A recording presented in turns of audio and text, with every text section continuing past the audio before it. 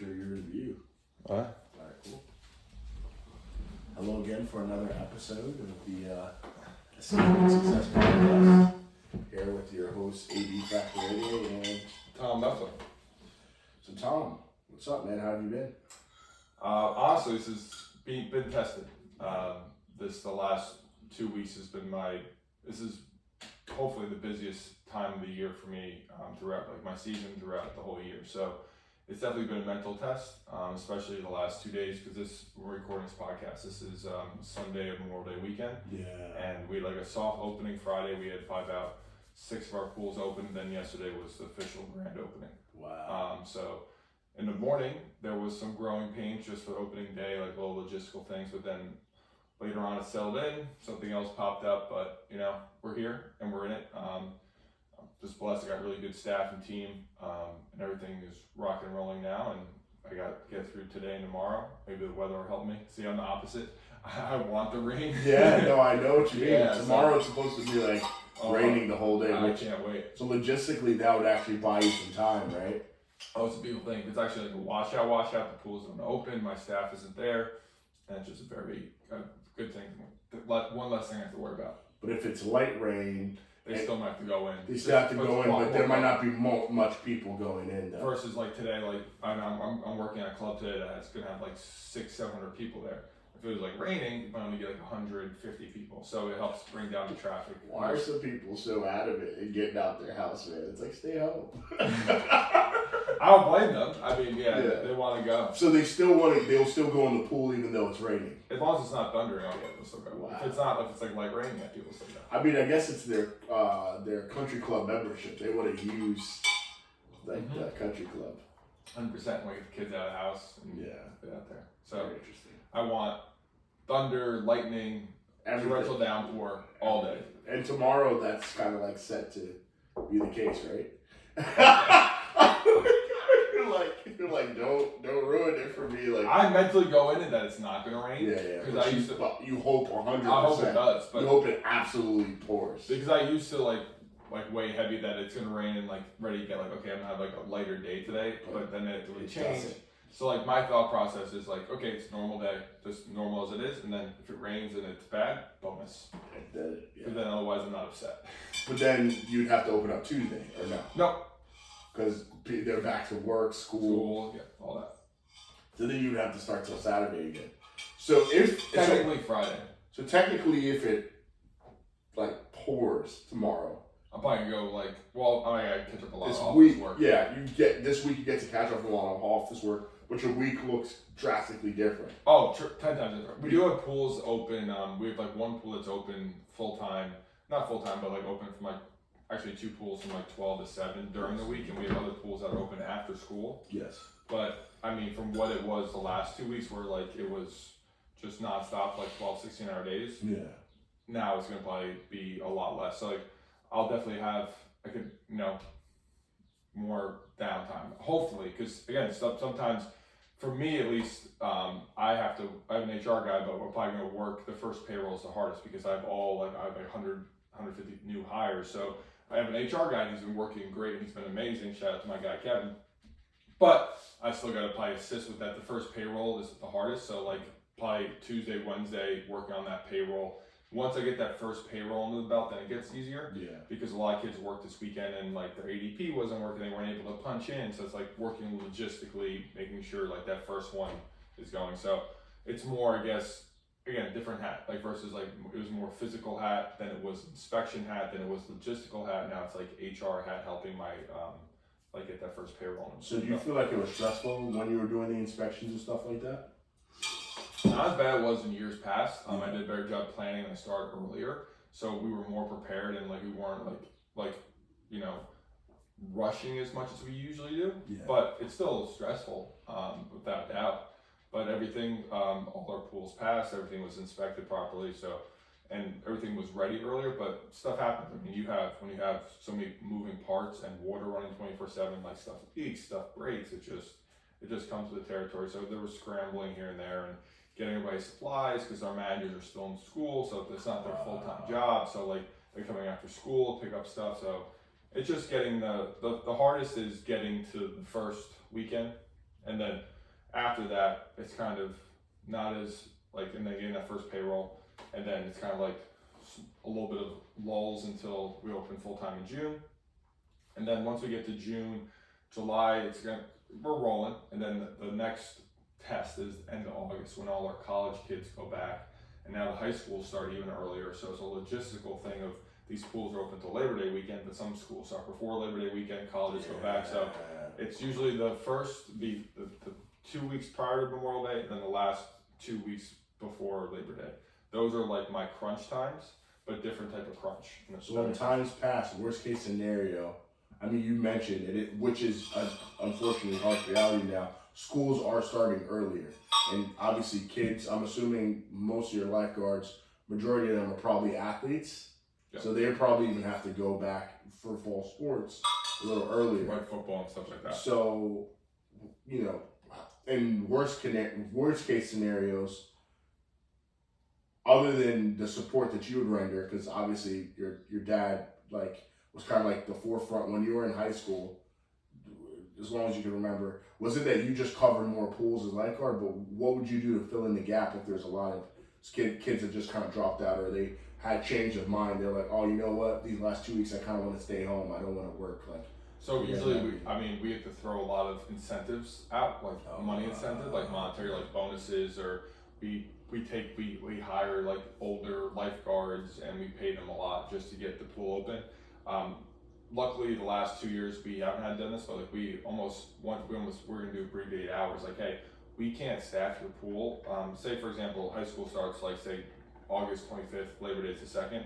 That week, but we haven't had to do this, but we say like we might have to like put your hours to like 3 to 8 versus like 11 to 8 because the high school kids will get them after high school, they'll come work. But at the end, we're scrambling. Just again, we throw monetary bonuses. We do a lot of like late last minute or like new hires in a sense that are either high school kids that aren't starting school or older people like that are out of college that want a lifeguard. And we're Ubering people sometimes places. Wow. I'm actually getting recertified this week, this Tuesday, Friday. So that way, again, it's just good for me. Like, I want to know how to do that stuff. I feel comfortable. I get recertified every 2 years anyway. Yeah. But this way, like, at the end, like, I hop on. Are there some pools that are 4 feet all around? Yeah. So you can be shallow water certified. That's the thing. What? Yeah. So if you can't swim, you could be shallow water certified. That's crazy. Yeah. We have pools that are that are only 5 feet, so you can be. Our country clubs are not. All our country clubs are over. Actually, we have one that's 6 feet, but all of them are over 5 feet. Yeah. But we do have some condo pools that you can be shallow water certified. So you just like go in and just grab them. That's hilarious. So basically, it's just like AD, CPR, backboard, how to take someone out, they hit their head or something. But you don't necessarily have to swim like the lap requirement, or you get like. So the hardest thing is probably there's like a 10-pound weight or brick. It's like 8 feet deep. You have to dive down, put it on your chest, hold it, and you can't use your arms when you swim back. Like so you have to do 20 meters. So you have to swim to the brick. It's like and then kind of swim on your back for 20 meters without using your arms with the on your chest. Yeah. And that's like that's like the hardest part of the lifeguarding test in the sense of the physical requirement. Yes. Then in terms of like the lifeguards, have you ever had issues where people are on their phone? And all the time. That's just all the time. That's why we kind of try to prioritize now the country clubs because there's a physical manager there like on site. So if a lifeguard's on it, they could be like, hey dude, no shot. Like give me your phone.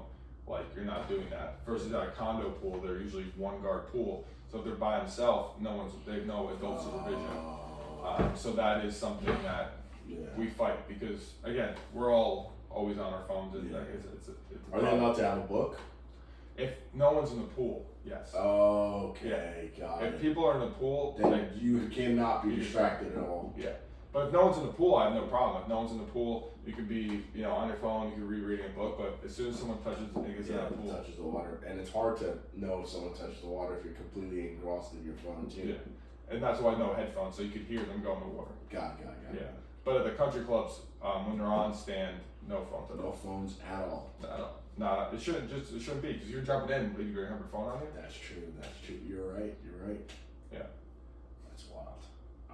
So bro, it's very interesting because this off season we talked about kind of how you want to change your mentality going into the season. In it, right? Which is good, but and I understand how you say you're in it now, but the season has started already. Your life changed a lot a few weeks back. 7 weeks back, 8 weeks back. Since March, I've worked every day since I think March 12th. Yeah, so that's really when the first change occurred. Mm-hmm. But now that the pools are opening, what's different? So now it's a different type of stress. Honestly, the stress going into opening, I prefer that type of stress because that stress controllable. It's controllable. Now I have a different lingering stress because our main service is management and lifeguard services. Yeah. So I have to have my phone on me from 10 a.m. to 8 p.m. every day. I have to because God forbid something happens in that window because I have people physically at pools moving parts and watching safety. That's the main concern. So it's a different type of stress versus when I'm at a pool, the stress is more just in my face and stress of opening the pool or having an inspection the next day. But it's a lot easier for me to fathom that stress. It matters, but it really doesn't matter because there's the safety aspect. Obviously there's safety when you're there working and my employees that no one gets hurt, but more so I don't have to go home and worry about I have pools open right now, people are lifeguarding them. Golly. Because that does matter. Safety does matter, so I can't just be it matters, but it doesn't really matter I did in the preseason, but now that we're opening, okay, no, this matters. Safety is paramount. This is really life or death. So I really have to make sure that my staff is in line, everyone's certified. We keep doing trainings every bi-weekly, just making sure they're staying focused, staying hydrated, getting enough breaks, logistically, everything's working out. But you never know, Things happen. Yeah. Are there any cameras in any of the pools? Mm-hmm. Most of them? Most of them. That have view of the lifeguard and also the pool as well? Probably not. Because I think in terms of liability, does that help you or not? It depends on the scenario. Yeah, but I don't think they have because people in bikinis and stuff. Privacy. I think they have it in the entrances of the clubs, but I don't think facing the pool and stuff like that. I could be wrong though, but that actually does make sense. I think more so by the bistro or the entrance to the pool. I don't think they have because usually the pool's set away from there, so they would need a separate camera tower to see true. So, and you said because of privacy too, it might not be something that people are fond of. And also the sun, the lighting of the sun, because it reflects off the water, so 100% you'll be able to see. Yeah, because the other places it's shaded, it's an entrance or that, because the pool's it's open area, so it'd be very hard to get a camera view. Get that view, so kind of going into now this busier time or time where the pools are open, what's your mentality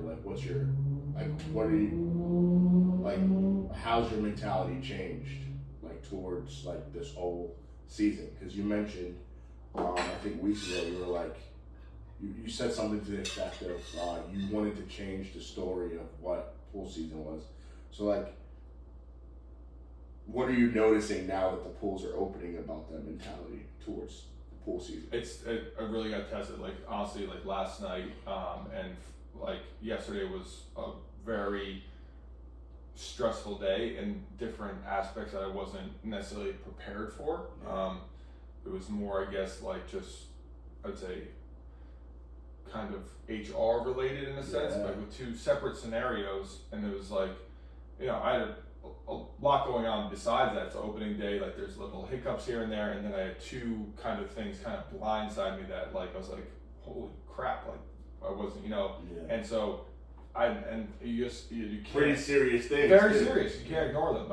Those have to become paramount real quick because you have a thing of stuff that's important and has to get done, but then you have these two other things, and that takes precedent over that. Yeah. So that kind of threw me off because I would like to just be I could just shrug it away and do that, but I can't. I was last night I'm thinking about it I'm concerned for the my well-being of my employees. That's very I think of like my team as like a family, like I really care about them because I have an amazing staff, an amazing team, and like my business would be nothing without them because we're a service business. We do like the maintenance and repairs, but our main thing is lifeguards.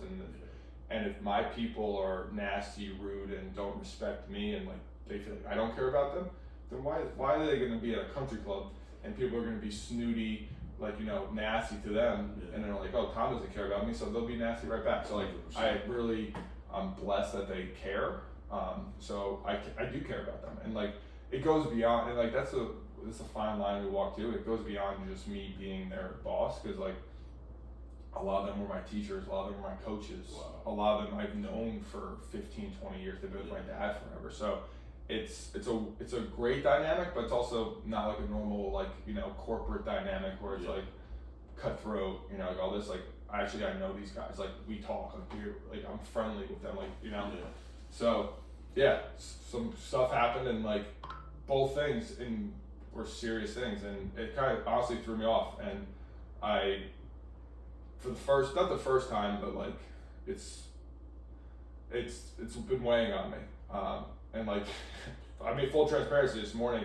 I'm like outside. I like did like my morning thing. I'm like outside thinking. I'm like the old mindset starting to come back. Like the stress becoming overwhelming. Like, is this like the old thoughts of trying to find ways to escape this, like trying to run from it, like in any means possible, wanting to revert back to old hedonistic escapism behaviors, because I'm like, this stress is so overwhelming right now, and it's just like I don't know how to channel it in a way. But I'm proud of myself. Like last night when I was feeling sorry for myself dealing with that, like I'm just like, you know what, I just went to bed earlier. There's nothing else I could really do. It's like tomorrow's a new day. If you take what it is for what it was, right? So if you have a situation where one of your employees, or like when I look at the situation from like an outside perspective, it's, and correct me if I'm wrong, the stress really comes from, did I like, number one, I'm offended that this happened to my employee, someone that I like, someone that I love, like one of my family members. That's number one. And number two is, did I show my family member or my employee in this case, who I care about, the support necessary in this situation? And then number three is, does my employee know how I stand about this situation? Like that I'm not for what happened to them or what was said to them. Do they understand the support that was that I'm trying to show to them, right? And then the fourth thing is, how do I not make this happen again? And then the fifth thing is, all right, now in light of all of this that's going on, how did this even happen, right? So, but if you keep thinking about it consistently, it all goes to the same thing, because it all started from your response. Your response was the right response. And for you to care about your response or how your response was received, just because you actually stopped everything you were doing to focus on that. So now when you leave the situation and you continue to ruminate on it after, that's not going to do anything. What does make sense is to go to bed early, and the next day you reach out to the person and be like, hey, just wanted to check in light of everything. How you doing? How's everything? My main, beyond those, I'm comfortable with how I handle it. And I know you handled it well. Step 6 is my bigger concern is their well-being.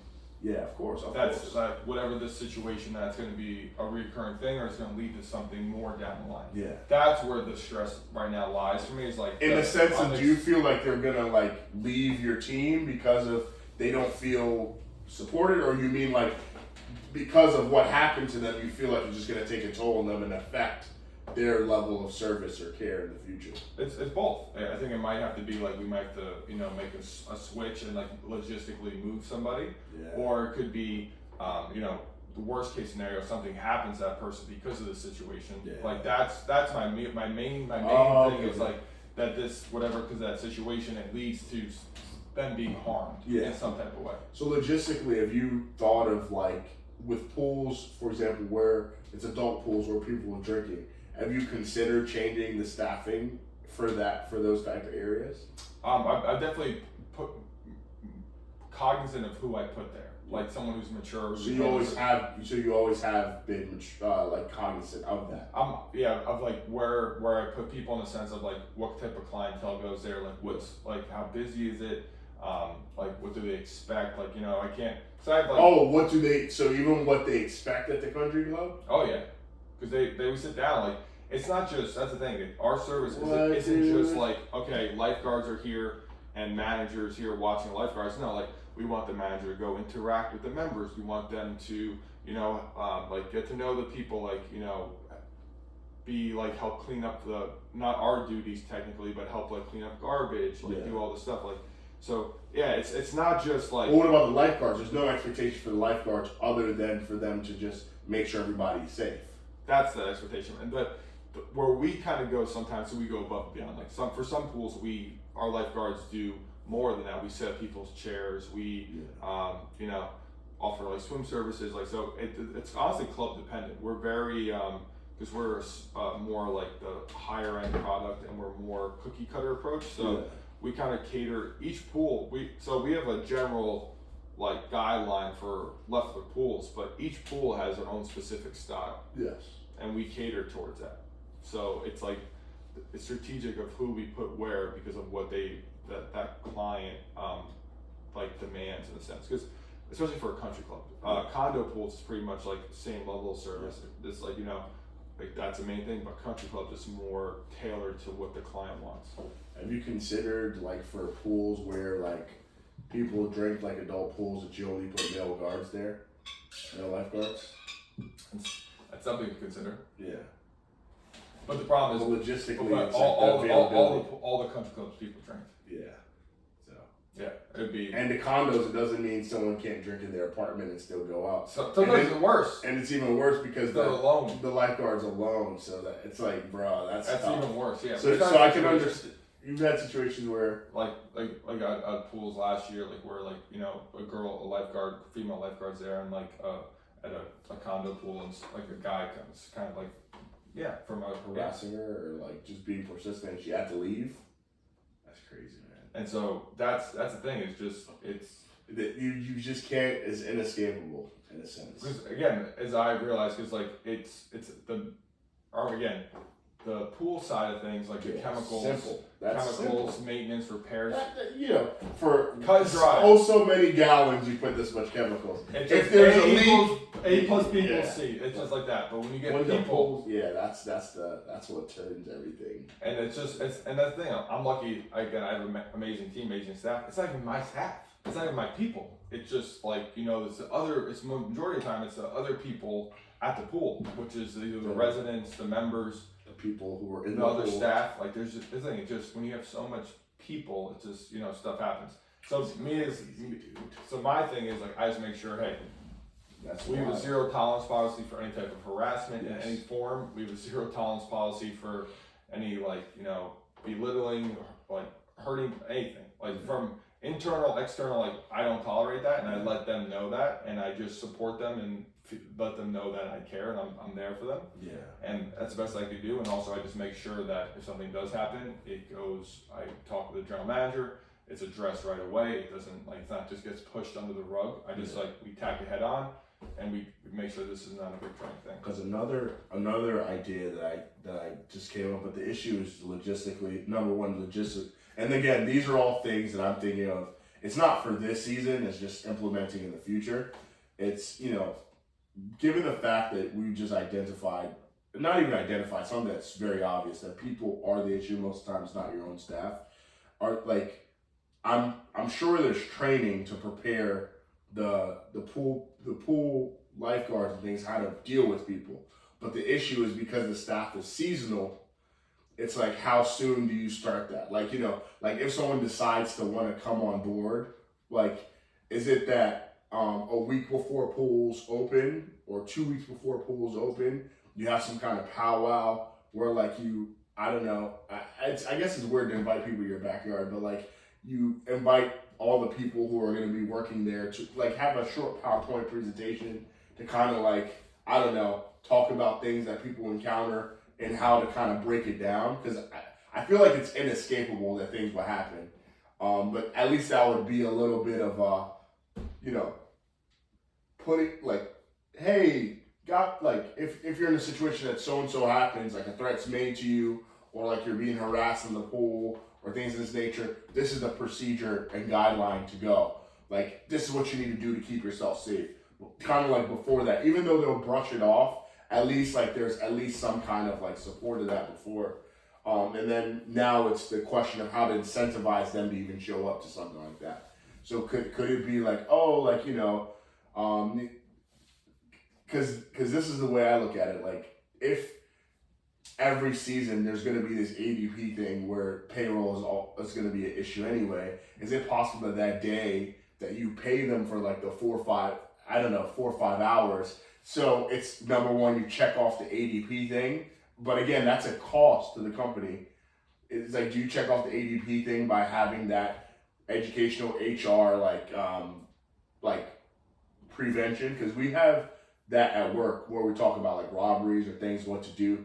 Most of the time people just click past it, but at least under the seat and the or on the back of the lifeguard seat, there's a 1-800 number, a piece of paper that we taped for how to reach out to so and so to get. You know what I mean? I do share. So every new hire, they have like the new hire paperwork. There is like a harassment policy that I instilled last year actually. And like, okay, like if anything happens, this is what you do. And honestly, this gets reported to me. Yeah. Like it goes right to me. My cell phone's there. It's like, hey, any incident, you feel uncomfortable, anything, we have zero tolerance. Here's my number. Report to me. But you put that in a packet, right? I put that like in the ADP, so they can't get paid until they click through that. It's in there, yeah. That's smart. And they sign off on that. Yeah. Smart. But again, that's something I instilled last year. Like it's, again, like little things like that. But did you feel like that helped though, since you instilled it? I think it made it because it made it apparent, because like it was, I guess, like known at that point, but it wasn't a policy that like, okay, like this is the procedure. Yeah. So when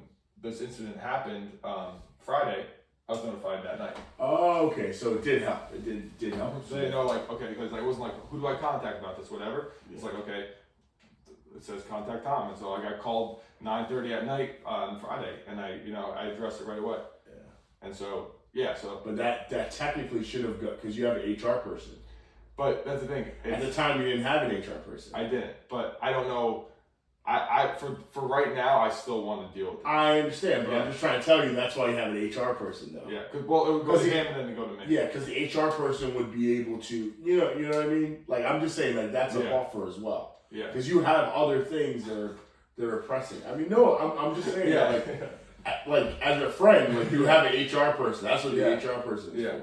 And I had him last year. The HR person has also training in how to deal with these things. Yeah. So I gotta update the policy to contact that HR person. I think that would be a good idea.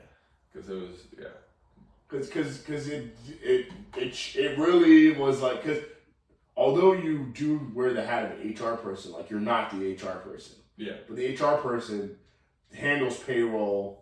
These that's they're learning it. Yeah. Like the HR person doesn't have to worry about, not that they don't, but like to go out to a pool because something's busted, to go out because so and so happened. So like they're that's their world. Exactly. I got the whole world. Exactly. They just have like North America. Yeah, exactly. It's like I get that you're trying to like to be in front of things, but that sometimes, and even for Kevin, like so you looped him in at 9:30, right? Or no. So he doesn't even know. He doesn't even know about it. Exactly. Yeah. So he's sleeping well. I don't want to bother him. Yeah, but that's his job, But and the funny thing too, like if he was on it, they'll probably email him and he wouldn't get to it until the morning. That's another thing. Well, in fact, he's a worker, like me too. He would. So he would have got it too. So in that case, he should have. Yeah. But the only person I guess I just related to is like my father. So like he's in a loop. Yeah. And just like he's aware of what's going on. Yeah, but the HR person should. Yeah, I agree. You're right. Yeah, it's like, I feel like that. Yeah. But because look at how wired up you are about it. Like, it's not good. And that's the thing on top of everything else. It's just like it's kind of like WTF. Like this is it's not even it's just day 2 and 2 things already happened. Yeah. And so it's like, geez. And I like I said, that's one I mean, it's a very that became forefront of my mind. Yeah. But there's so many other things going on that like that had to like that just. And that's why the buffer is so important, man. Yeah. It's like. It's crazy. Don't get me wrong. There's one of the incidents you would have been made aware of because you physically showed up there. But that's how I found out about it.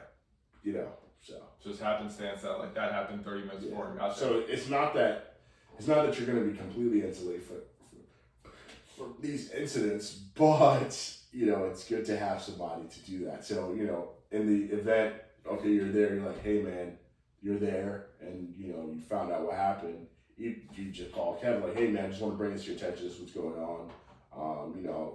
I'm gonna stay here and like kind of just provide support.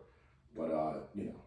Honestly, at that point, it's like I don't really feel like rehashing what just happened. Yeah. It's just like okay, he's gonna have a lot of questions. It's gonna be probably 45-minute, an hour conversation of what happened with both. But that's another thing too about dealing with it head on. That could also just clear it off your mind too completely for later, because it's like, again, it's like all right, I don't want to go over it again right now. But the problem is he doesn't know like the general managers and stuff and like how to interact with them. So he knows like he's learning the internal side, but that's where I have to kind of step in is because the two general managers I've had, one of them I had relationships for 20 years, the other one I've known for like 3 or 4 years. So. I have to tie in that, and if I just have this guy, Kevin's a great guy, but it's like, oh, hi, I'm Kevin from Muffler Pool HR. I'm like, who the hell are you? Yeah, so that's why. But what about the documentation of the incident? I had that all documented in email. Yeah. Okay. So I had the manager who was there. She documented everything. Yeah. Got it. So that's good. It's covered. No, I was talking to that point, like the logistical point, like. But I think it would be moving forward. It'd be like, okay, he's notified, documented it. Brings it to my attention, then I go in person. Exactly. Yes, that's how it should be. However it should be. Yeah. But I mean, because going gun hole Rambo on it is not. It's not going to be conducive to the mindset that you're trying to foster. So honestly, this has been very eye opening. Right. Last night and this morning has been the biggest test of my new mindset that I've fostered and really consciously worked on. Yeah. Because it's crazy how fast it creep back in, bro. And you're talking about like unpredictability, like bringing people. Like you're talking one pool, 700 people. You put that with the staff of the pool, excluding your staff. Unpredictability is going to be the biggest. Chaos is meant to happen in situations like that. Like, if nothing happens through the weekend, that's a miracle, actually. It's a great weekend. It's a miracle. It's a great weekend, yeah. So I really, we got to find, like, not accepting it, but it's just... You need to find how to let go, even amidst the chaos. Amidst this. Like, and also how to directly take things head on, but then keep it there. Yeah, and not let... Because it's my problem is it's sitting with me. It simmers. It simmers because I'm worried about now like the well-being of my employee. I'm like worried okay, how are they handling this situation? Like how can I prevented this? It's like is this ever gonna go away? Like type of thing. And it's like some questions might not be conducive in the sense like is this how do I prevent this or how is this ever gonna like stop happening? Mm-hmm. So I just gotta be more mindful, I guess, of like okay, it happened. It's just part of it. And just kind of like, what's the best procedures to handle these situations in the future, or is there anything I can do to prevent them? Yeah, and let's be honest. Like most of the time, there's nothing you can do. There's nothing. The only thing to prevent stuff from happening. Yeah, the only thing I could do is just to. Just want to make sure I'm still recording. Yeah, because I heard a beeping sound. Oh, that was my other phone. But it's simmering because who there's a good proverb like who by worrying adds a single day to their life. You actually decrease the amount of days in your life by worrying. Yeah. So it's like if you're concerned about someone's well-being, you're not. That is I would say that's an indictment that you're not checking in on the person properly. Because, for example, if I'm like, oh snap, I really hope Tom's okay. No, it's more so I'm worried about like another future event at that location. Yeah, but you can't control that. I know. Like Yeah. there's nothing you can do. But I guess I can control if I put them back in that situation. Of course, but then again, that's where the conversation comes in. Like, hey, listen, like I've really been or just you just had a conversation like with like it's a conversation. Whereas like you talk to your dad, for example, with somebody be like, hey, like because he had experience. It's like, and now he's removed from it, so he's also not stressed out. So he has probably more thinking capacity. He's not kind of in the forefront of it. It's like, hey, Dad, like, all right, so in this situation, like, because this is not a conversation you want to have with the person. Dad, in this situation, do you think it's a good idea to put them back in the pool? And again, it's not taking exactly what your dad says as what you're going to do, but at least have them as a soundboard. Yeah. And just like, hey, like, do you think it's a good idea to put them in the pool? Like, how do you think I should kind of navigate this? Should I think about shifting them around? Should I check in with them? I think that's good rather than you having this internal dialogue. Checking in is without question. Like I checked with him last night. I'll check in with them this morning. And what did you ask him like what did he say? Did he say you should move them around or? I gave him the option if he wants to be. If he wanted to be moved. Okay, and what did the person say? He appreciate that. He said, as of now, I'm okay, but I'll let you know. That's amazing. Yeah. So like I gave the option. So but like, even after that, you're still like, man, well, the person who goes there next is it that? Yeah. Yeah. But yeah. But I just feel like overthinking is your worst enemy in a situation like that because it's like you literally can't control it. But part of it is you also, I think the part of the reason why overthinking is dangerous is that you want to try to find some kind of like consistency or some type of routine in a chaotic situation. And I feel like that's a very dangerous, you're setting yourself up for failure like that. And you get frustrated. You get frustrated. Because that's where, cause I like routine, I like control, and like it's almost like you want to know what to expect. I wish I could be like prepared. Okay, you're gonna have this happen this day. You're gonna have this happen tomorrow. But that's terrible, bro. I know. Trust me. I know. I'm aware of that. Like that could like lead to a lot of anxiety and like anxiousness. Yeah. Yes, it does. Yeah. That's actually what needs to be dealt with rather than everything else. Accepting and handling the the inevitability of life anyway. Life isn't it. Things happen anyway. And the question I would ask you is why is it that you like a very direct question to ask you is why is it that you want or you need to expect like the bad things that's gonna happen? Why is it that you need that? Like so I get better. Like in my thought process is like if I could better prepare the day and like prepare myself to handle those situations. So like I could my thing is like if I know I have to go run a marathon like tomorrow. You'd like to know.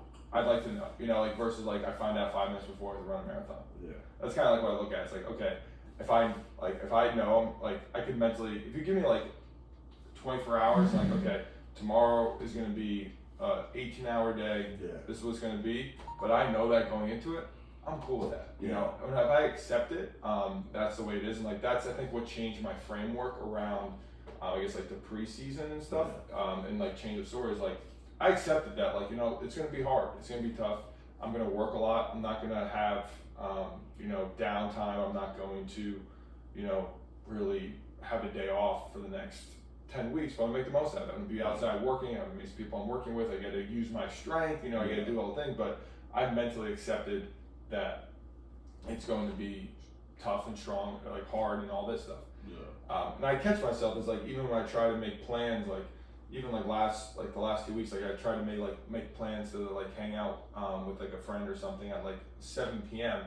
and I get frustrated and mad because my day gets away from me and like I can't make 7 anymore. Yeah. 7 becomes 8, 8 becomes 8:30, 8:30 becomes 9, or not happening. Yeah. So I think I have no problem like if I know like okay, if you tell me, Tom, I wake up, we're gonna work, you're gonna have an 18-hour day, that's fine. But if I think I'm only gonna have an 8-hour day and the 8-hour day becomes an 18-hour day, then I get that's hard for me. But you know that about yourself. Like that's something that you know for a fact. Mm-hmm. But now the question begets itself is that in the world that you live in, how about if that's not even an option? That you get the 24-hour notice. Now it's like, now how do you make a real time adjustment in the playbook to always be ready? And how do you make a real time adjustment in the real time to appreciate life and to appreciate the now in life and always be ready? And then the third part now is how do you appreciate the now in life and the understanding that you can't know what's expected for the next minute, but you still appreciate being alive and being able to do those things while understanding that none of this really matters. Like, do you understand, like, that? Because then that's the being present, right? That's the truly being present, not like semi being present in the sense that I've already lived this day. I've lived tomorrow before even, like the Murph, for example, tomorrow, you already go in with the game plan, like, hey man, like I'm gonna do this. It's gonna suck, but I know I'm ready for it. I accepted it. Yeah. So I think, as wild as this sounds, maybe you're looking at it the wrong way, right? It's like, rather than looking at controlling the whole day, right?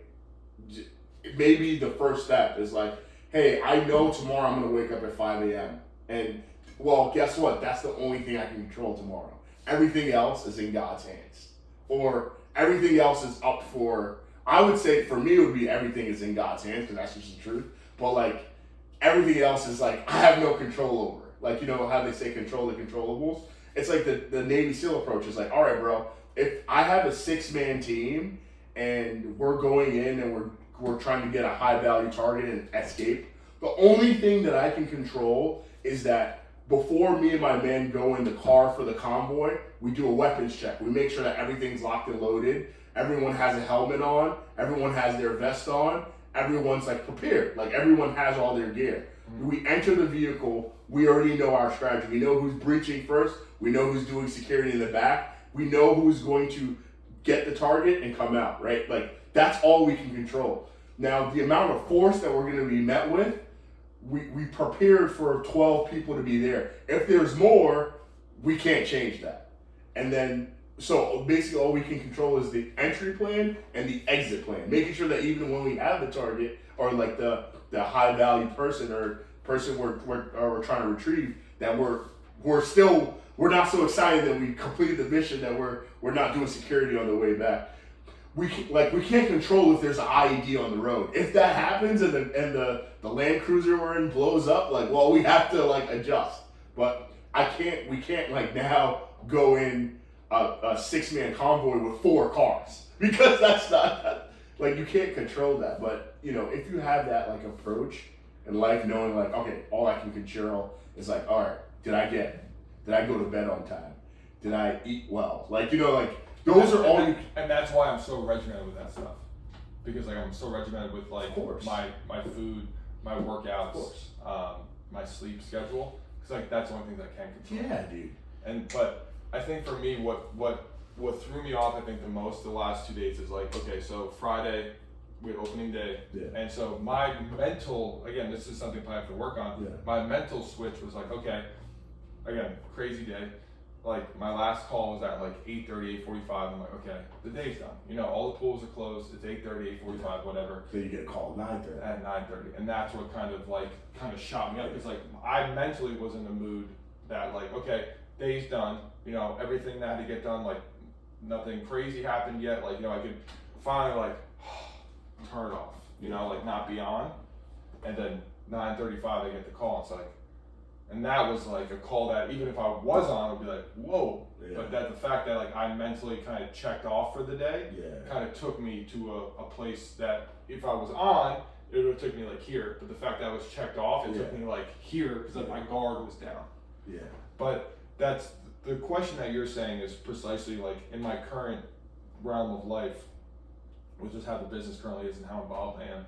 It's like, how do I maintain, you know, like the excitement, presence, willingness to live, all that stuff, at the same time being able to handle all the unpredictabilities of running this business and like not letting it like weigh on me in a sense where I've, you know, I mean, not that like just quite honestly, like last night, like after everything that happened, I was like, I had the feeling of like just like the complete overwhelm of like stress and all that stuff, and I was like, I'd rather die than be alive right now. That's the kind of thought process that went through my head, and like I'd like, okay, this is an old thought. I know what this is, and like this doesn't serve me in any purpose. Like, why am I even thinking this? But you felt comfortable in it because again, you spent more time in that mindset. That mindset. Mindset. Oh, you regressed to your. I regressed right there because like Regressed the couple was like, death is easier than dealing with this. Yeah. Like that's like the mindset I defaulted to in that situation. It's like I'd rather die than like deal with this. Yeah, like that's just peace compared to this. Yeah. Than the stress. And then and now when you take a step back and you look at it, you're like, wow, that's actually grossly it doesn't serve overrated. That's like that was such a excessive response. Yeah, for to like, something that's not really that serious. No, and like because at the end of the day, no one did get hurt. No. And at the end of the day, you could not control any of the actions of the people, what they did to your employees. And your employees also didn't even react negatively to them. No. Because that would have been another thing too. But like, again, they would have been justified in acting that way, again, if they did respond to those people. But that would have been another thing. But it all goes back to the point, and you know, as I was thinking of the whole situation, and this is a genuine question. Do you feel as though if you had done your morning routine and then you found out about it in the morning, would that be different than finding out about it at 9:30 at night? 100%. So, you know, it really calls to be you know, remember the phone that I told you, limited access phone? It's like, you know, maybe, you know, like, you know, but that limited access phone, who has access to that now? A lot of people probably, right? No. Oh, yeah. So I think only you know the other number. I'm not going to share it with my. It's messed up to say, but I can't share it with my dad because he'll give it out. So that's why I was. It's only you and one other person know like that number. Yeah. You and my HR guy know that. Yeah. So that's what I'm saying. Like maybe it makes sense to like. I think because I have 2 lines on one phone right now. I don't think that's conducive. I think I gotta reactivate. Bro, because if that phone's off, if I check that out at 9 o'clock, and I know when you're unreachable and not unreachable. In my mind, if I don't get to you by like 8, I'm not going to try to bother you with something. And also, if I send a text to you, I don't expect to have a reply till the following morning at like 8 or 9. If there's nothing, if I don't hear anything back from you 8, 9, 10, then I'm like, all right, something's wrong. You know what I mean? Yeah. But like, and I have no problem driving down to check. Remember that day that I tried to reach out to you? I just pulled up. Like, so it's like, you have to protect your own peace at the same time. So like, because that situation happened, and it's like whether you found out at 9:30 at night or 7 a.m. or after because you wake up at 5 to 6 is kind of like your hour to yourself, power hour. I usually turn my phone off airplane mode. Like, I've been bad at this. Just because you leave it on, kind of probably. Yeah, I've been bad at this. Like the last week. One, I've been going to sleep a lot later than I should be. Yeah. Second, I've been like not doing my morning routine in airplane mode because I just like the stuff. I either wake up later than I should, or I'm just like so much stuff is going on. Like I have to put it on right away. Yeah. So the last week and a half, I feel it like I have angst that I have to like look at my phone, especially the last 2 days. So I definitely got to get back into at least like having that hour in the morning. It might not be an hour. It might be 20 minutes. Bro. Like it doesn't have to be. Yeah, it doesn't have to. That's another thing too. Like it doesn't have to be an hour. Yeah. You know, but at least it should be 10 to 15 minutes of time that you set aside because, as you mentioned, it kind of starts creeping in on you. And then, bro, like it's better to be caught sooner rather than later because if it's caught later, it actually. Now that thought's like something that's you've been ruminating for a large period of time, then you're back to not feeling again. Yeah. Because you're like, it's easier not to feel anything and just to glide through everything. Oh, so much easier. Especially this. It's awful to say this. To be numb, yeah. This time of year, it is extremely convenient to be numb. It's so convenient, but I'm constantly choosing. I don't want it to be that way. Yeah. But it honestly is. It's awful to say this, but it is. Yeah, of course it's easy to be numb because then now you're like you don't have to feel empathy for your employees. Like I did what I had to do. I handled it. You know, me and the manager is good. The person still wants to be at the pool. Done. Just being robotic. You know what? I'm wired up tonight. I'm gonna work ahead for payroll next week. Who do I have on inventory? Who did their log sheets? Who put in their hours? Like you could just work till 1 a.m. on. So rather than addressing the emotional, like, oh snap, like I'm concerned about my person, you suppress that and you're like, oh snap, I'm wired up, I'm awake. I'm just gonna look at the 149 staff, figure out who's working next week, like. That's exactly what I did. Or start working ahead on all the stuff. That's what I would do. I would just either it's yeah. I would just channel all that repressed emotion into work. And it's awful to say this, but it works. Yeah, I mean, from a work standpoint, it is like I'm a engine. It's like output gets from a person, but from a relationships, from like my own like relationship with myself with other people, healthy. It's all everything. And then I know where that leads, because it leads to a point of making work my God. Yeah. And that's not where I want to be. And then when you make work your God now in your personal life, part of that is falling into hedonistic like kind of tendencies and you feel bad. Or you feel disgusting about yourself, and what do you do when you feel disgusting about yourself? You do disgusting things, things that you otherwise like would not do, or you're just looking for an escape in any way because you're not being genuine. So. Mm-hmm. And that's kind of like where like last night I was like, anything like binge eating, anything, porn, just get out. Anything. I was like, I want escape, like casual sex, like anything. I was like, I wanted it to get my mind off, to get your mind off of the stress. Yeah. I was just like, and it would have been avoided if your phone was in airplane mode, which is the irony. But then again, you also have to realize that even if your plane was in airplane mode in the morning, because it's not that day. It's not that day that's the issue. It's the days prior to that led to that response. Oh yeah, because your tank was already empty at that point. That's the thing. My fumes are so low because I've been running hard just to get this everything running. If say for example, if this happened at the beginning of when I just started my preseason. Oh, it would have been a joke. I've been like, this is fine. Yeah. But the fact, like you said, my fumes are so low as it is. My reserves and are you've low. been redlining. In your attempt to try to build your capacity for this chaotic season, you've pushed yourself, in the sense of being out in pools to 10, doing all the controllables, because you're like, oh snap, when you're out here at 10:30, it's okay because I already put my mind out that I want to do this, and this.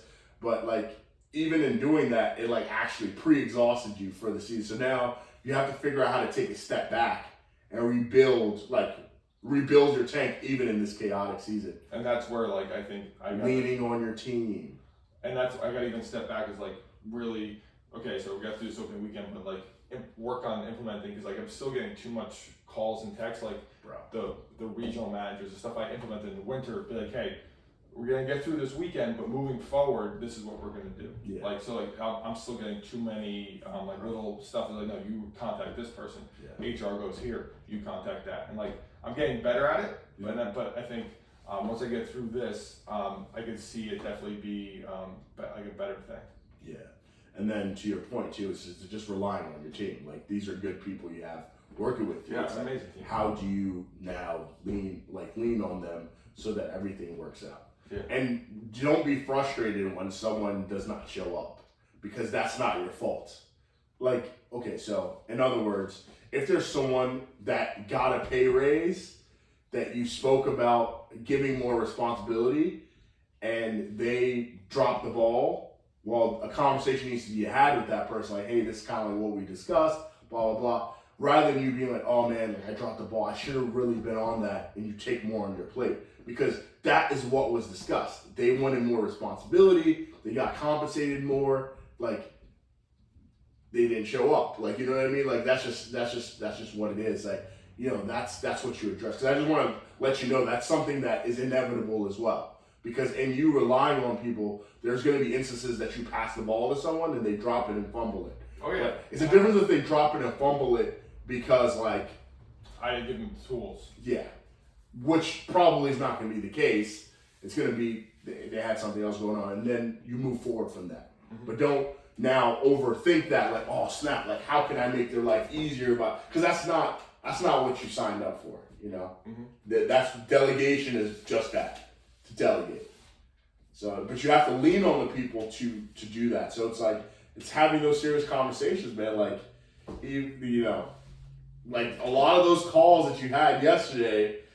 there should have been like hints dropped, like, hey man, like I totally understand. Like just reach out to so and so. Like even if you're not busy, it's like reach out to so and so to deal with this. Even though you have the free time, hey, reach out to so and so to handle this because I really need to like get on top. I have a lot on my plate right now. Like you need to be savage and do that this weekend. Like because then because everything's on their mind too. And if you can implement that this weekend, as stressful as it could be, it's probably going to be better in the long run rather than being like, okay, I'm just going to take all the calls today.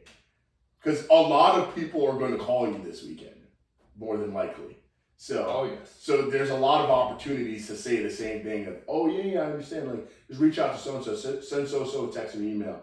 I'll put it on my to-do list. And what you do potentially is you have a time block where you're gonna check in with the person you delegated to ask on the update on it, or you text the person, so and so is gonna be reaching out to you about so and so.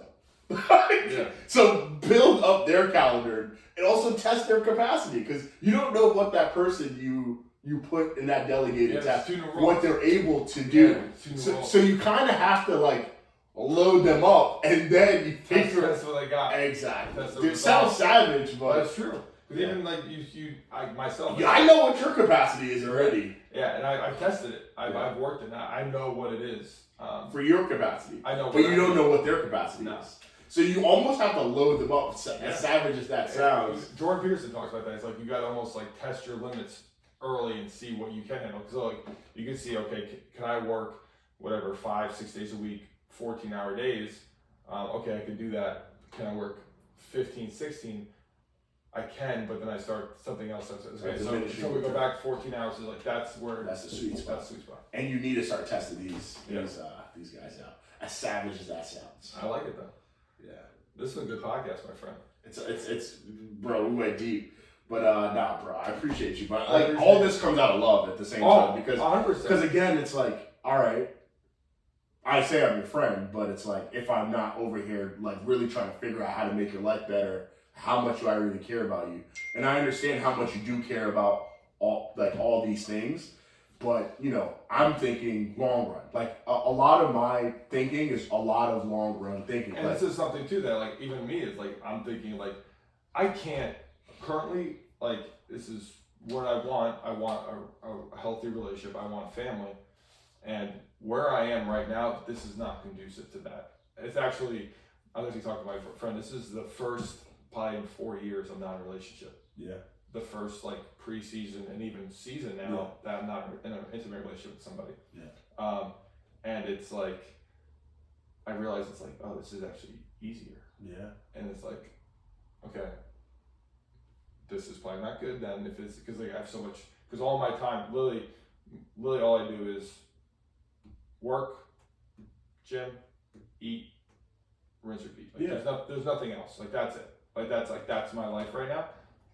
And I know that's not healthy if I want to, where I want to go with my life, But I would also make the argument that it is healthy where we're trying to go in life because even despite the simplicity of what's going on, you're still regressing to the mean. So, in other words, what I'm saying is that I think this period is very important for you not to be in a relationship because you're easily able to, it's possible for you to identify when you're falling back into those negative thought patterns and things of that nature. Not anything distracting. Exactly. Or not distracting, but there's less stimulus. So, all right, I missed my workout today.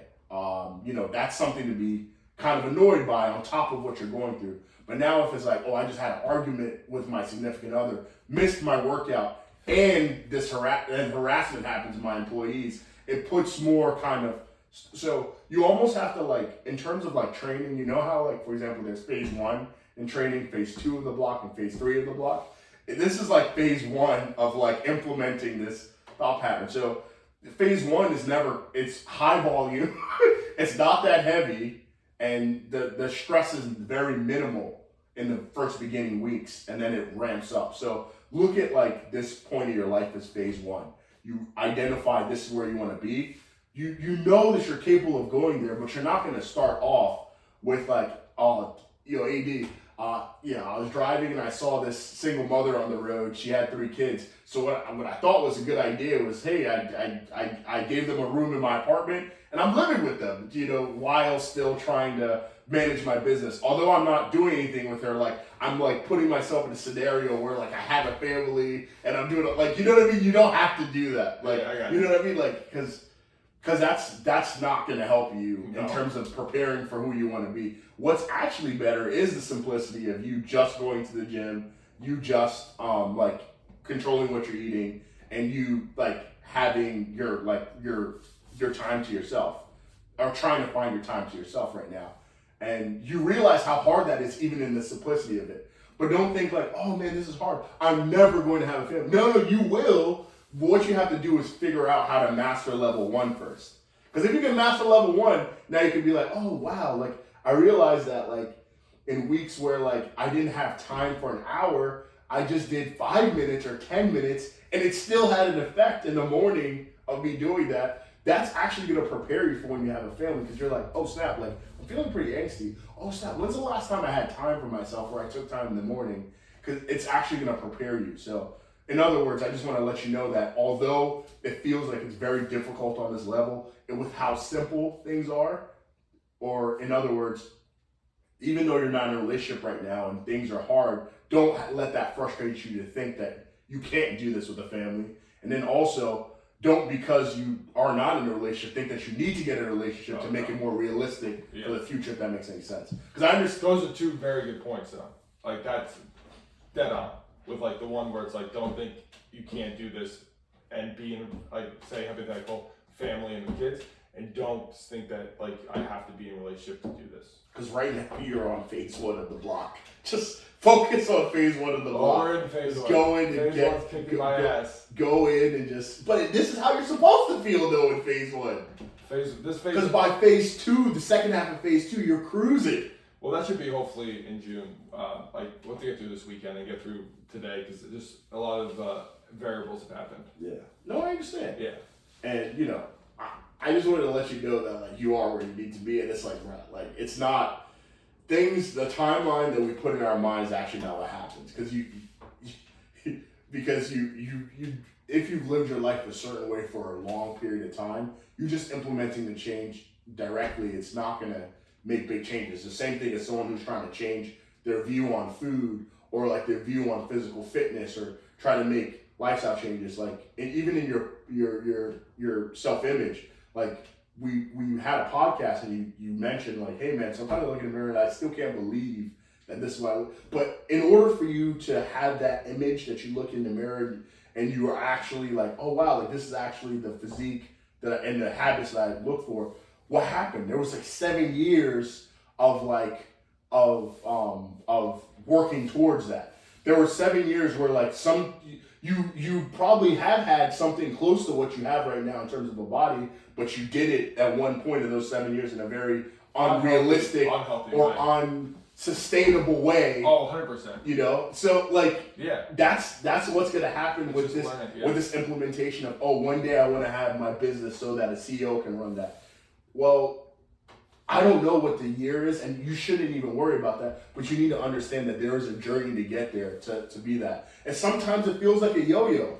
Sometimes you feel like you're 10 steps back, because I'm sure in the whole diet approach, there's been times that you feel that you were like actually behind. Mm-hmm. But it's like, trusting the process and continuing. That was the biggest thing. It's like, because I knew, for example, the diet analogy, when I decided to go on my current diet that I've been on now probably consistently for like 2.5, 3 years. Yeah. I knew going into it that I could get the body that I currently have in probably like 60, 90 days. Yeah.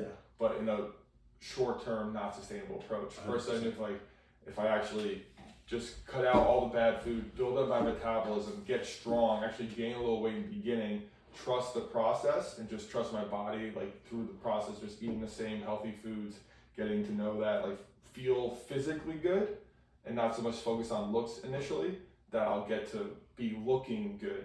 Yeah. Versus just like focusing on physical looks and not feeling good. Yeah. Just to get to like that vanity like look per se. And I knew that was sustainable because if I don't physically feel good, like why, if I look good, like that's not a sustainable approach. But it would take 90 days versus 2 years. Yep, absolutely. So my final question to you as we wrap up the podcast is, in looking at the business, how can you take an approach where you feel good every day, trust the process without necessarily like focusing on the looks of things? Well, I very consciously did it. Like I've actually trimmed our clientele. Like we have the least amount of pools we've had in probably 4 or 5 years. Yep. And I've consciously chose to do that. Good. Because I'm like, I need that time and energy, because we're usually, then my bandwidth is overspread, to implement things, to have the energy, to have the time, to not be as chaotic, to implement the things that we can then further grow or put systems, people in place. I have I'm not just like firefighter every day, because it's just like, I have so many pools I have to deal with that just out of control. So I started that process, and then it's now, moving forward, it's just implementing, like taking the extra time to like be like, okay, like it might not get done immediately if I don't handle it, but trusting that, like, okay, letting go, and like, okay, for long-term sustainability, I can't deal with everything. Contact them. It might not get handled like how I want to or right away, but trust that in the long term, this is the way to go. Immediately, it'd be better if they call me, I got it, done. But long term, contact them. Got it. That way, what's one less phone call I get per day? That makes sense. That makes sense. In the future. A follow-up question to that, I'm just curious. When you were going through your diet, and let's say there were times that you slipped back to an old mentality that was unhealthy. Let's say, for example, you kind of succumbed to a craving and things like that nature, but you got back on track. What changed mentally for you to get back on track, rather than just allow yourself to get comfortable and be like, you know what, I'm just gonna just let this thing just take me? So interesting you asked that, because it was how I used to react to the situation. Because I used to binge eat. Okay. So how I used to react to those situations, if I had a binge or just overate too much, was I would fast the next day. I fast and work out super hard. But then that leads to the same cycle. Because like, okay, so I overate or I binge the night before. The next day I'm like, okay, I just overate, so tomorrow I'm not going to eat at all. I'm going to kill myself in the gym. So then I'm repeating the cycle. So I just killed myself in the gym, fasted. So what do you think your body's like starving for at the end of the day, the next day, for food? So then you binge again. So like, but then I'm like, okay, I took a step back. I'm like, I was doing this probably for like binge, fast, over workout for like 1.5 years, 2 years. And I stepped back, I'm like, is this sustainable? Like, is this sustainable? Like, am I just gonna restrict myself so much, and then I'm like deprived, so then I binge eat because I'm starving, and then I restrict myself so much that I just overeat and I feel gross. But like, that's a sprint approach. What's the long-term approach? So if I do binge and overeat, the next day I'm not going to fast. I'm not going to kill myself in the gym. I'm just going to eat healthy, good food, and just like maybe not even work out and go for a walk or do some like movement, because you're already stressed out. So I kind of like caught myself, and like, instead of coming from like the abusive, like punishing myself mentality, is like, okay, that happened. Let's get back on the horse. Because like, okay, if we have in a 6-month span like 4 binges, okay, versus in a 6-month span we have 20 binges because we keep restricting. Yeah. Okay, that's long term. And so we went from like having binging every once a month to every 3 months, and 3 months became 6 months, 6 months became a year, a year is now maybe like 18 months, and I haven't had binge. But I also, if I do for a reason like overeat or whatever, the next day I know I'm not going to fast, I'm not going to go to the gym and try to work off the calories, I'm just going to hop back on my normal diet and just, okay, yeah, we overate a little bit, and that's what it is. But restricting myself and punishing myself doesn't serve me, because it leads back to the same old tendencies. So that's what really was. It was more so of like not a self-punishment type of thing. It's like, okay, that was yesterday, let's move on. Can't change it. Yeah, today's a new day. Today's a new day. Yeah. And it's harder, easier said than done. Because I used to like beat myself up and be like, and that doesn't do anything. So it's just like, that's when I finally flipped that switch, like, no, it's a marathon. Like, I want to be in shape and feel good for the rest of my life, not just for 9 months. Not just in 60 days or 90 days. Like, I value that. So it's like, what does that look like long term? And for me, it's just eating certain foods, working out to get strong. Like, that's the thing too. I think you gotta find. I found like what works for you, because like some people, it's that mentality. It's like New Year's resolution. I'm going to hit the gym 5-6 days a week hard. I'm only gonna eat chicken breast and broccoli, and I'm gonna versus. How about before this? You maybe went to the gym once every 2 weeks. Yeah, bro. And you were eating like a garbage can. Yeah. How about let's go on maybe try to get 2 or 3 workouts a week, and let's just cut out some of the junk food and just increase your protein intake. Yeah. You know, versus it's just extreme. They make a complete drastic change, and it's impossible. And that's not sustainable. How long are you gonna sustain? Because then I hate working out, I hate dieting, because your approach to dieting and exercise is killing yourself in the gym and not eating anything, or eating only chicken breast, and you're like, this is hell. Mm-hmm. So I think it's like finding little sustainable changes, and just be like, hey, and it's so simple and it's hard even for me. It's just like, are you better than yesterday? It doesn't have to be like you have to be fucking David Goggins yesterday, and then the fat slob, and then what's her name? Yeah, I know what you're talking about. The fat slob the other day. It's like that's not gonna get you anywhere. No, it's okay, yesterday I only had 1 donut and I ate like 20 grams of protein per meal. Okay, today I'm gonna try to have no donuts and maybe do 30 grams of protein per meal, and maybe I'll go for a walk. Yeah. It's just like trying to be better than yesterday. A little improvement each day. Because if you do a little improvement over a year, you're a new person. Yeah. Versus you do like no improvement or a drastic yo-yo approach, and then it's like you're worse off. You're worse, yeah. And so that's like where I have big things I want to change with the business. That's a hard thing. But like if I look back at like my physical transformation, it was just consistently trusting the process, little changes, to where I am now is like I don't even desire those foods, and if I want to, I'll allow myself to. If I really want to, just go back on the it's not even a question. It's not like I have to work out, or I enjoy working out. Like I feel good. Like I look forward to it. I get mad if I can't work out or I don't have enough time. Like it's just you get addicted to good things. Yeah. But again, it's the best advice I give is just like little improvement from yesterday, and not improvement from someone else, anyone else. It's just am I getting a little better each day? Yeah. And you might not. You might regress, But again, it's about tomorrow's a new day. Tomorrow's a new day. Today's a new day. And all you can control is right now. You can't control the next minute. You can't control what you did yesterday. You can't control tomorrow. What can you do right now? What's the best decision right now for you? But it's easier said than done, because I'm thinking I'm 20 steps ahead all the time. Sometimes you just gotta.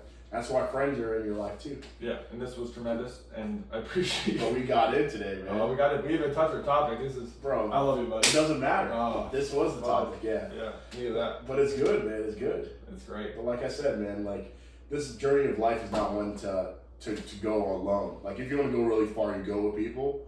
If you want to get there really fast, you go alone.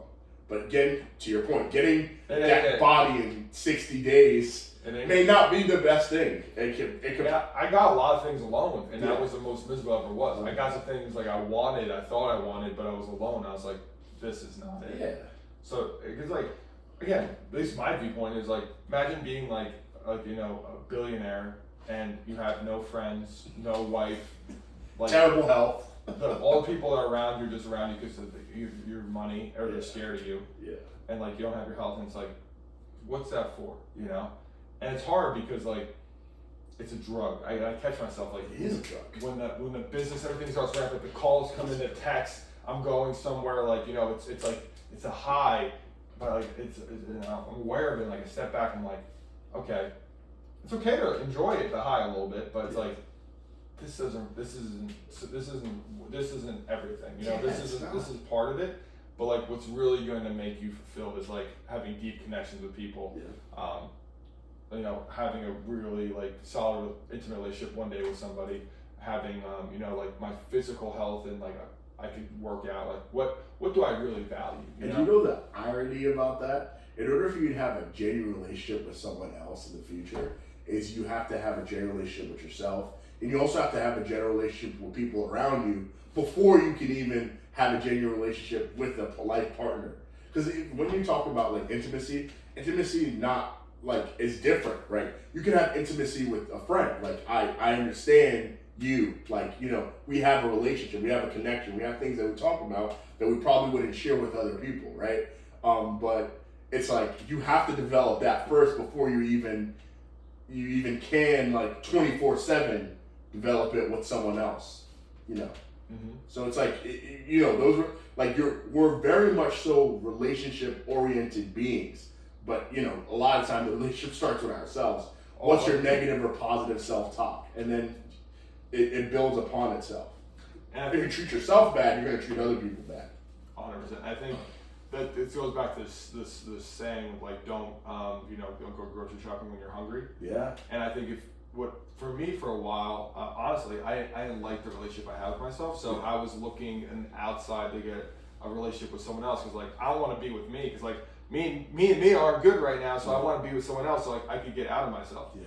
And so the cool thing is, which is interesting, is like the last like the last like 5 or 6 months, I have a great relationship with myself. Yeah. Like me and me are good. Like we're good, and it's cool. Yeah. And so the cool thing is, which is probably maybe a good or bad thing, is like I'm very picky now. Like I'm when I'm dating or like looking for a partner, it's like I don't necessarily need anybody else. Good. And so like I'm just looking for qualities like, you know, like where like, okay, can I see myself long term with them? Like, will they be a good mother? Will they, you know, will we be a good team? They complement my piece. Versus like, okay, this person's pretty and like you're cool and I can just escape and like that's not where I want. You're perfect for me not to think of all the stress and what's going on in my life. So I'm gonna be fascinated with you for the next 18 months, and hopefully I can get through this miserable experience I'm having in life through vicariously living through you. Yeah, you just use an escape. By the way, when the swim season starts, I'm not going to talk to you. Yeah. You're not going to exist. Yeah. Unless I want to escape. This is wild, yeah, right? it's pretty much. It's like, that's what I'm aware now. It's like, I never thought, not that I never thought, but like, I used to be, like last year, I was so scared, or even the last 2 years, like, to be not in a relationship during this time of year. You're like, oh snap! I don't have an avatar to jump into. Like it's like I'm going into the season. Like, you ever watch Avatar, the blue people? Yeah. It's like, oh, I don't have an avatar. I don't escape from. Like, I literally don't have a virtual reality. I don't have Sims. You remember the game Sims? I never played Sims. No. Oh, so I know what you're talking about. You know what I mean? Yeah. It's like, oh snap! I don't have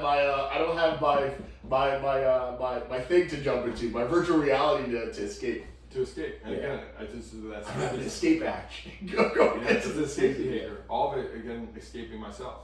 And so, that's why this, like... That's deep, though, if you think about how, like, it's very fascinating, even with high-functioning people who... Because I would say that you're somebody, for example, that if you look at the whole population, people consider you successful because you're like...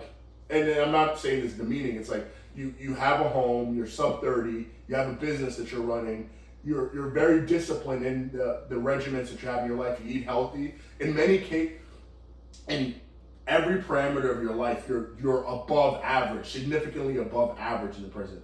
But yet, it's very interesting how even in that, there's so many things in your life where like, or not so many things, there's areas in your life whereas like you are, like you're dealing with kind of like, oh snap, like, bro, like, I don't know how to articulate it, but dealing with like, you have like escape mechanisms that are unhealthy, even though in many instances, and there are things that could change, but it's just like, it's you making the conscious decision to understand, like, although on the outside world, like my parents, my friends, everybody would not absolutely understand, but you know that path will lead to destruction because it's like you're pent up, you're aggressive. It just takes one day for someone to cut you off or someone to challenge you, for you to punch them in the face, or for you to get in a fight and lose it all because of the mentality that that angst that you're building up in that lifestyle. You know what I mean? Because people always wonder why people tick or blow up, but it's like, you know, it's a boiling pot, the pressure cooker. Mm-hmm. I had one coach, I'm sorry for keeping you long because I know you have a busy day. Yeah, that's your last one. Yeah, but Coach Kirkland, this guy, dude, I really need to share the story with you. Coach Kirkland, if you met him, you'd be like, this is literally the greatest dude ever. Like he does not have a care in the world. He's just like a bubbly person. He's currently the CFO of Pep Boys in Maine, of a pretty big branch of Pep Boys. But this guy, he's in Maine now. He worked in PricewaterhouseCoopers, and he just told me this story in practice one day. I don't know why we were talking about. Oh, I was always talking about how I'm tired all the time. He's like, "You're tired?" He's like, "Dude, you're 18 years old. You're in college. Like, you know, you're throwing every day. Like, life's not that serious. Like, why are you always tired every time I ask you?" So he told me this story of like he was standing in line like a Dunkin' Donuts or something, and he just felt like, you know how you mentioned your shoulders are just like kind of tight, and the person in front of him was just like taking too much time making an order, and he said in his mind he just thought about absolutely just destroying this guy. And he looked down his hands, his fists, like everything just so wound up. And then he thought to himself, he was like, why am I this way? Why am I so aggressive right now? This is not my nature. And he knew that was then that he had to exit that like whole, it was the environment that he was in. It was the office. It was his goals in life. All that stuff was just like pushing him towards that. Like he knew that like the path that he was going, that he was gonna like break one day or like lose it. So he stepped away from it. He's still like successful, but now he's a full-time assistant coach helping us out. He shows up to all our meets and beer tastings, but that's like his escape from like being who he was. And it's not that he gave up on all his dreams and stuff like this. His family has a great life. They're good financially, all that stuff, have a lot of land and all that stuff. But he realized that like, yo, like I am becoming a monster. And I'm glad that he shared that story with me because he understood that I very well would go down that path because he saw part of himself in me. And even him being a coach is so that because he realized that, Bates has a very good track program with a lot of high functioning type A people. I can help people at least plant some seeds so that when they get out of like college and they go into the real world, they don't fall into the same trap I did. So now fast forward 5 years, I've been in Merrill for a while. Now all of a sudden I'm talking about shifting into law enforcement. Like I'm realizing that like, bro, like if I don't be careful, if I continue to like, I'm trying to set my life up so that I don't become materialistic or I don't become that person that's, doing that stuff. And law enforcement might not pan out, might not be something I end up doing, but I realize that it's strange. I doubt there's any other applicant that showed up that day that was in the same position I'm in. Whereas like I'm actually thinking of, and it's not that I can afford to take a pay cut, but I'm actually consciously considering taking a pay cut, leaving a job in finance. That's like what people look forward to, and thinking of like going into a different role where like a lot of people don't actually respect it. If you look at like the climate of politics, yeah. They're seen as murderers, they're seen as bad people. Police officers are like, even towards black people, like black people think like they're like, or not, like there's a negative connotation between it, but I'm like, oh, you know what, maybe this is something that I want to explore and stuff like that. Because I don't know, like it's just, like my way of thinking has like, I'm trying to just always break the barrier and change how I view things. I love that. But it's just very interesting, like that I'm even considering it. Because like so many things me and my wife are talking about. I'm talking about the ranch. If I'm talking about the ranch and like having the podcast and all that stuff, the settler or the worldly thing is to hunker down at work and figure out how to make $1 million a year at work so that I can have like a ranch and all that stuff. But the issue with that is if I put myself in the golden handcuffs, I'm actually less likely to be that type of person. Or is it possible that I can stay here, but in exploring other things, I don't limit my mind to where I'm currently at. I don't know. But you know what I'm talking about? I know exactly what you're talking about. But it's like, it's so interesting. Sorry to go on that tangent, but like, I just felt like I needed to share that whole Kirkland story. Because like, I feel like as young men, we are like, dude, I don't think there's something that I can put before you like, hey, Tom, hey, man, like, you know what? You're going to have to go to Ranger School. In fact, you have to go to Ranger School. I would go to second. You have to go to Ranger School. And not only do you have to go to Ranger School, you're going to serve 10 years, and then after you come out in 10 years, you have to start a transmission company building transmissions for Toyota trucks.